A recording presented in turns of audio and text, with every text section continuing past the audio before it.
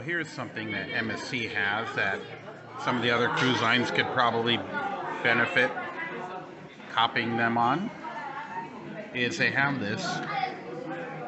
little button here and you can press it and get drinks delivered to your table in the buffet, as that's where we're sitting right now, in the buffet. And